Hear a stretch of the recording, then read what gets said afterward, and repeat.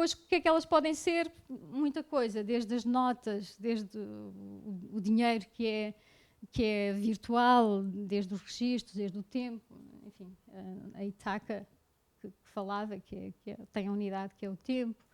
Há imensas. Isto, a questão dos resultados que eu há bocado tinha mencionado e que nos mereceu algumas reflexões também. Quando queremos avaliar estes projetos, temos de ter presente, sobretudo, com Polanyi uma vez mais, que a moeda não é de facto uma mercadoria, que as teorias convencionais, a ortodoxia económica não serve para avaliar estes projetos. Por exemplo, se eu não sei o que é que o nosso colega de Bristol virá dizer sexta-feira. É sexta? Amanhã. Quinta-feira. Mas do ponto de vista das análises económicas que os nossos alunos este ano, que tiveram de estudar Bristol, nos foram desencantar, aquilo é um projeto imensamente deficitário. Portanto, uma análise económica tradicional feita ao projeto da Bristol Pound dá-nos um cenário terrível, horrível mesmo. Portanto, do ponto de vista económico, aquilo está tudo mal, está tudo errado. E todavia funciona. Bem, a menos que amanhã nos venham dizer que entraram em bancarrota, que faliram e que, portanto, as Bristol Pound também vão acabar. Portanto, a moeda também, estas moedas não se associam à ideia de lucro ou têm de ser retiradas desse contexto, porque não fazem sentido, não é? Estar a concorrer ou ter objetivos que não são os objetivos da moeda nacional e depois continuar associado ao lucro ou à acumulação. E por não estarem associadas ao lucro nem à acumulação, ou não deverem estar associadas ao lucro nem à acumulação, é que elas podem ajudar, de facto, a resolver questões prementes nas regiões, questões sociais prementes. Portanto. Entre os maiores problemas que nós encontramos quando queremos avaliar é mesmo a falta de informação, e a falta de informação atualizada. A dificuldade que as pessoas têm em nos responder. E depois a dificuldade que as pessoas têm em nos responderem quando nós colocamos perguntas a sério. As pessoas não gostam muito de ser questionadas sobre os seus propósitos, sobre os objetivos, etc. Portanto, essa é a segunda fase do nosso projeto, que é conseguir, sem ameaçar ninguém, nem usar meios mais duros, conseguir chegar à fala com estas pessoas.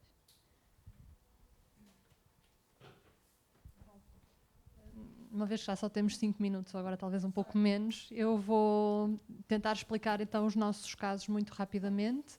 Por isso, nós estudamos 3 exemplos de moeda local, todos situados numa localidade do interior de Portugal, que é no distrito de Castelo Branco.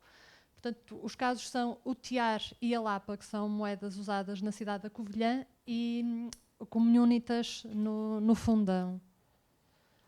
O Tiar é então uma moeda local criada por uma cooperativa, a Colabora. É uma organização que promove o consumo responsável e o consumo solidário. Portanto, o Tiar está incluído num projeto mais amplo que não se esgota no uso da moeda local na Feira Troca a Todos, que é o único local onde esta moeda é utilizada. Portanto, está localizada no tempo e no espaço. A feira tem uma realização periódica mensal, supostamente, mas depois, quando nós procuramos informação sobre a perenidade dessa periodicidade, chegamos à conclusão de que nem sempre a feira se realiza. Portanto, os objetivos passam por apelar a um consumo local e estimular a economia local, e nesta feira trocam-se bens e serviços ou diretamente, portanto troca por troca, ou com recurso ao Tiar. Podem participar todas as pessoas que quiserem, desde que, entrando na feira, troquem os euros pelo Tiar, e um Tiar equivale a 1 euro. Portanto, temos aqui uma fotografia da feira. A Lapa foi criada em 2015, também na Covilhã, por uma instituição particular de solidariedade social. A Lapa designa Liga dos Amigos do bairro dos Penedos Altos. Esta organização criou então uma loja para os utentes inscritos no Gabinete de Apoio Social da própria organização. Esses utentes têm acesso a um crédito mensal atribuído pela organização, e esse crédito é atribuído em lapas. Depois, os utentes da organização podem trocar as lapas na loja, que é uma mercearia, no fundo, criada para esse efeito. Portanto, mais uma vez, é um caso localizado e a moeda circula somente naquela loja. Na loja vendem-se artigos como vestuário, calçado, artigos para casa e também brinquedos.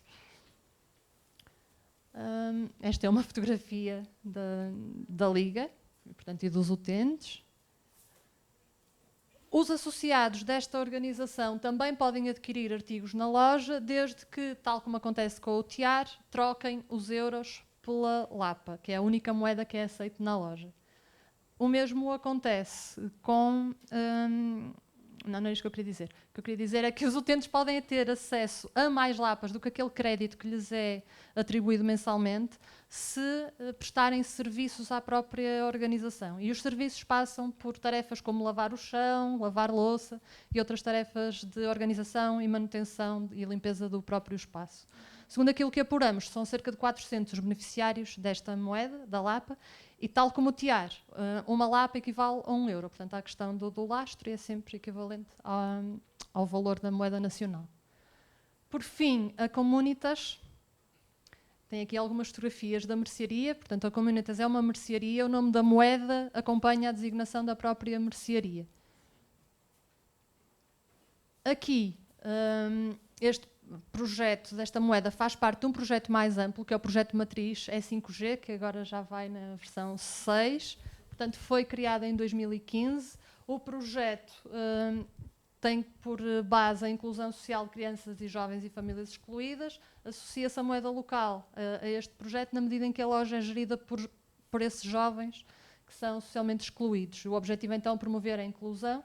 No entanto, a Comunitas não está vedada ao acesso e à participação de quem queira participar no projeto. E, uma vez mais, uma moeda, a Comunitas, equivale a 1 euro. Aquilo que os três casos apresentam, então, em comum é que as três moedas locais têm correspondência idêntica em euros, as transações comerciais nas duas lojas, no caso da Lapa e da Comunitas, e na própria feira, são efetuadas exclusivamente com recurso à moeda local, portanto não se podem fazer compras em euros. O surgimento destas moedas está associado a um momento de crise económica no país. Começou em 2008, agravou-se em 2011 com as políticas de austeridade que foram aplicadas em Portugal, com corte salarial e aumento de impostos. E o uso da moeda integra-se então em projetos mais amplos de intervenção social, promoção do consumo local e de fortalecimento da própria economia local. E fechamos, não é? Okay. Mais um minuto. Conclusões? Tanta discussão. Era só mais um, ok. Então, as ideias que nós gostávamos de trazer para a discussão. As moedas locais nem sempre se justificam, porque os objetivos nem sempre são claros, isto depois da análise que nós fizemos, sobretudo dos três casos que estudamos. Eu não me recordo, penso que a Isabel não terá dito, que nós procuramos intensamente contactar com as pessoas destas organizações. Só conseguimos contactar e obter respostas através do envio de mensagens privadas pelo Facebook, porque pelo telefone nunca ninguém nos atendia ao telefone e, no meu caso, que contactei a Colabora, que criou o TIAR, procurei estabelecer contacto também por e-mail e recebi resposta pelo Facebook, pedindo para eu enviar mais questões por e-mail, e depois enviei vários e-mails e deixei de ter respostas. Portanto, isso dificultou-nos muito o trabalho. Depois, não sabemos até que ponto as verbas dos projetos são aproveitadas para se relacionarem então com um projeto mais amplo que as acolhe. Sobre aquilo que o Liatar nos diz acerca do conceito de economias cooperativas, a moeda local pode ser um fator de fortalecimento da economia local, de desenvolvimento, e nós queríamos discutir o desenvolvimento e também o conceito de crescimento. Todavia, e não obstante tudo aquilo que expusemos, a proliferação destas moedas é significativa e pode demonstrar como a economia e o sistema financeiro que nos regem não nos beneficiam. Muito obrigado. Muito obrigado. Alguma questão para os casos portugueses? Miguel? Boa tarde. Então, acredito que ali no contexto rural, tipo como Covilhã, Fundão, é diferente do que, por exemplo, uma moeda que não poderia ter no Porto ou talvez em Lisboa. Porque Bom, parece, talvez eu me engano, mas parece que por ali, em Fundão, ou Covilhã, Castelo Branco, etc., as pessoas têm acesso fácil a hortas, né? Ou seja, tem mais facilidade de conseguir alimento, que é, claro, o mais fundamental para a nossa sobrevivência. Então, parece que por ali, por exemplo, as pessoas às vezes ainda têm, por exemplo, tem horta na casa, ou seja, tem facilidade de conseguir comida e, portanto, não precisam, por exemplo, depender muito dessa economia da moeda social, como foi o caso dos clubes da troca na Argentina, na época como 2001, 2002. Mas, por outra parte, também é importante saber qual é que, como disse no manual do Bernard Lietaer, Gwendolyn Hall-Smith, no Community Currency Guide, a moeda social é para satisfazer esse tipo de demandas não cobertas. Então, neste caso, parece muito importante para no contexto do rural português, como é que vou dizer? Realmente procurar este tipo de demandas não cobertas, se há. Se não, está tudo bem. Mas. E também tentar de fazer com que a moeda, por exemplo, Lapa, etc., cubra essas demandas. Querem comentar? Ok, no caso da Lapa, é estranha a moeda, ou melhor, o projeto é estranho. E é estranho porque se forem ao YouTube vão encontrar um vídeo de uma das representantes do projeto que nos diz, entre outras coisas, que é preciso educar o povo e é preciso ensinar as pessoas a fazerem os seus orçamentos familiares. Portanto, a gerirem o seu orçamento familiar. E, portanto, a mesma pessoa está dentro de um projeto que pretende salvaguardar a dignidade das pessoas que precisam de ajuda e não lhes fazer a oferta de um cabaz ou de um conjunto de bens, mas em vez disso dar-lhes um crédito numa moeda